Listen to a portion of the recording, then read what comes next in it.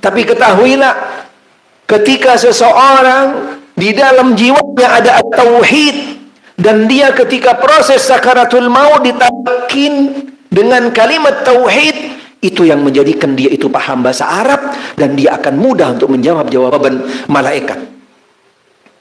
Karena kalimat tauhid itu yang dijelaskan. Sehingga Nabi mengatakan, laqinu mautakum bila ilaha illallah. Segeralah perdengarkan di telinga seseorang yang dalam proses sakaratul maut dengan kalimat tauhid. Dan ketika kalimat tauhid sampai ke hatinya, itu yang nanti akan merubah hati seseorang. Dia paham bahasa Arab, dan dia akan kuat untuk menjawab pertanyaan dari malaikat. Bukan di tutorial, iya kan? Itu kan tutorial namanya.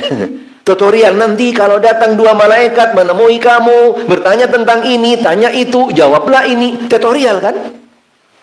Subhanallah. Tapi yakin dengan sabda Nabi SAW,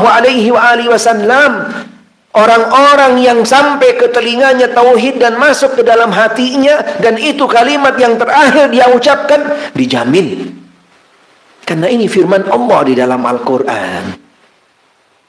Dia akan punya kekuatan untuk menjawab malaikat. Walaupun sebelumnya nggak pernah belajar, nggak ada tutorial yang sifatnya harus menjawab begini. Kalau ditanya ini, jawab itu. Dan pertanyaannya dengan bahasa Arab. Dia juga nggak perlu ikut kursus bahasa Arab. Tapi karena kalimat tauhid udah sampai dalam hatinya, subhanallah. Dan kalimat tauhid, kalimat yang terakhir yang dia ucapkan, Allah Ta'ala akan rubah, berikan kekuatan kepadanya. Di dalam Al-Quranul Karim Allah Ta'ala berfirman, ya, yuthabbitullahu alladhina amanu bilqawli tsabit fil hayatid dunya wa fil akhirah. Allah Subhanahu wa Ta'ala akan berikan kekuatan ats-tsabit, kemampuan, kemudahan untuk nanti menjawab pertanyaan dari malaikat yang pertanyaannya adalah tidak keluar tentang pertanyaan Allah, Nabi, dan juga yang lainnya. Allah sudah berikan kekuatan. Karena sejak di dunia, Allah Ta'ala sudah masukkan di dalam hatinya at-tauhid. Ini yang harus kita persiapkan. At-tauhid. Al-Quran, salah satu formulaturnya, yaitu mengajarkan tauhid dan merubah hati manusia sejak di dunia, ketika dalam proses sakaratul maut, ketika di alam barzakh, dan juga ketika nanti di akhirat. Subhanallah.